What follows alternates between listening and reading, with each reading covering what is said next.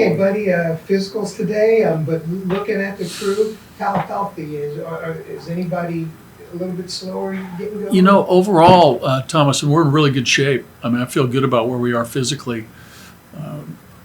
Sean Sullivan, who's in big league camp, the young left-handed pitcher, he's a tad behind, based on his hip surgery.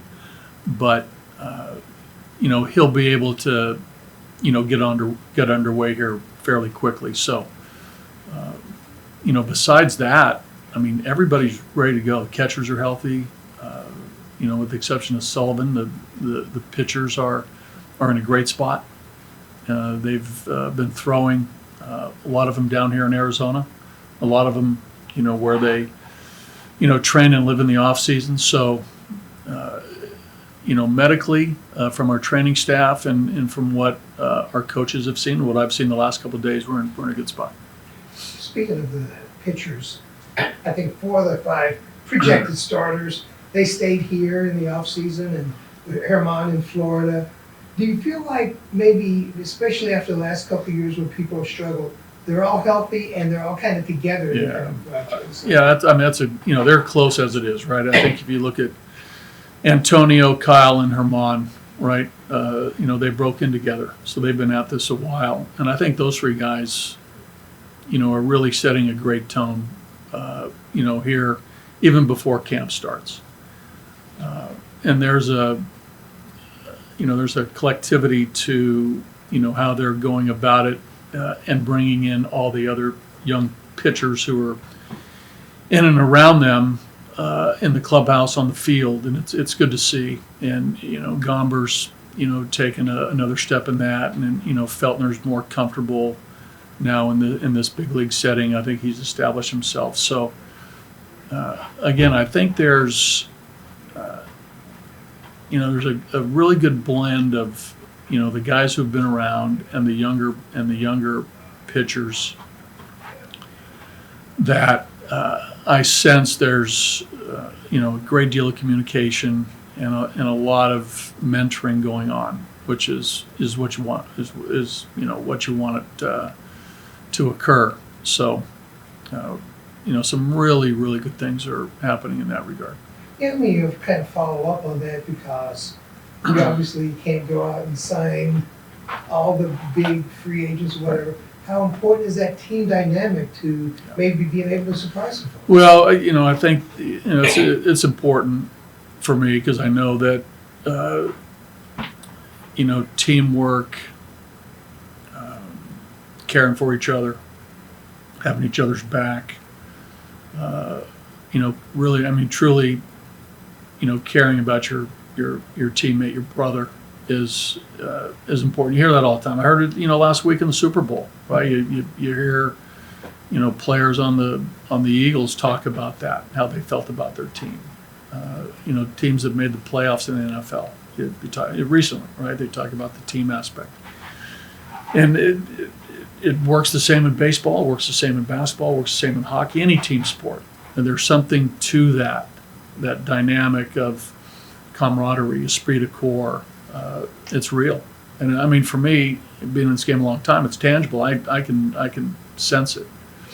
And the thing about every new year is that you can see it unfold, right? Every year is different, and it's too early to tell what this team is going to do, right? Because that will obviously happen when the season starts and we start playing games. But I feel good about the character of the guys on this team, and their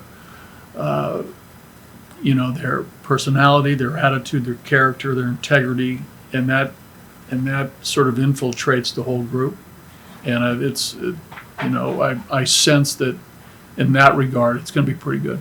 One place a team can really make some jumps, even with young players, is the bullpen, and you saw that the latter part of last season. I mean, how excited are you for the bullpen competition? I'm excited for the competition. I'm excited for the the potential results. That's the thing that excites me, because you have to have a good bullpen. Every team needs a good bullpen. Any team that's successful, any team that wins, a bullpen in this day and age is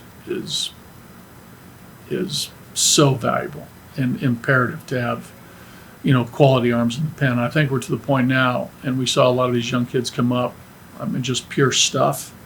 We're right there with anybody. I think, we talked about last year the average velocity of the fastball, where our bullpen was, and it's right there near the top. And those guys with just the little bit of experience they had last year is going to benefit them this year. But the bullpen group, the arms there, the talent to go with the veteran guys too, it's a good mix. It's going to be a lot of competition. It's going to be, come late March, there's going to be, in this office here, there's going to be some tough conversations and some honest conversations. But at the end, that's a good thing, because potentially we're sending down a lot of good pitchers, and that's what you want. That's something I've talked to guys about and asked them about. When you come to a spring training and you're trying to make a team, you're also trying to learn some things. How important is it for guys, though, to just kind of relax and not try to impress all the time? Yeah. Just simply be free. Well, a little bit of both. I think, the best performances come when you're relaxed and when you're calm, yet focused, right? There's a combination there of intensity and yet calmness, right? The greats have that combination. Joe Montana. I think you're seeing it with Patrick Mahomes, right? I mean, I'm using these references because football just ended, but you look at all the great players in any sport. There's a high degree of confidence. There's a poise factor, but yet, there's a high degree of focus too, that you might not be aware of. Every player's different. Everybody shows it different, but you wouldn't get to this level if you didn't have focus and concentration. But yet within that, there's a heartbeat in there that's under control, and there's a awareness that's under control. So, my message to the players, especially young players, especially in spring training, right? They want to put their best foot forward, and they want to show what they can do. And year-round training, guys are ready to go from the get-go, and it's just the nature of the beast now. But I want them to be able to relax, and you can't be variable on how you go about this, right? I mean, even though it's spring training, there's an intensity level that has to be there. Just like you can't ramp up for a World Series game, you can't do that. I mean, there's you have to be under control, and that's sort of my message to the players, that your talent's there. You wouldn't be in that room or if you didn't have talent. So, and that's sort of the some of the early morning messages one-on-one with players, and even as a group when I talk to the team, that there is there's a state to be in. There's a mental state to be in. Well, last year, Bob, down here in spring training, gave up some home runs, just didn't look like the guy that we saw in the regular season. Yeah. What he said was, once he got to the regular season, he actually relaxed, and Yeah. he wasn't trying to impress somebody. So obviously there's a lesson. To him specifically, he had a rough spring. Yeah. And we were worried about it, right? But, we also knew, based on what we saw the year before and getting to know him a little bit, that, we felt he was going to be fine. And I could sense that he was, really trying hard, to make the team. And that's a good thing, right? Because he yearns for that. He wants it. He desires that. And it worked against him in spring training. But like he said to you, he relaxed once he got into the regular season, which is sort of ironic, right? You should sort of go the other way, but good for him. But we keep an eye on those things, and we have. How do you evaluate that? Well, again, because you knew him? because we got to. The guys that have been here for a while, we know who they are. We were still getting to know Victor last spring training, and some of the new guys that are in camp, we're still getting to know them. Guys from the minor leagues, whether it's Jaden Hill, whether it's Luis Peralta, who came from another organization, Chivi G, Zach Agnos, who's going to be in camp, Palmquist, who was in camp last year, but we didn't see him during the year.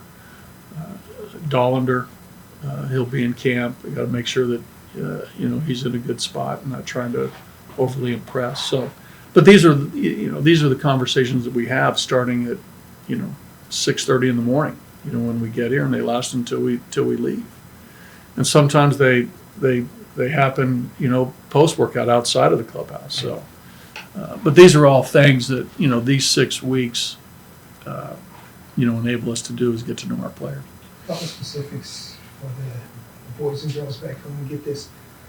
How do you view the ninth inning? Is there a competition for closer? Do you have one going in? Yeah. How do you think? Yeah, I mean, it's early to tell. It's really too early to really know what we're going to do, but we have some ideas, right? Kinley's got some saves. Lawrence has some saves. We talked about that last year, and that didn't. Those guys had a rough go in spring training as well last year, and then had varying degrees of success during the season.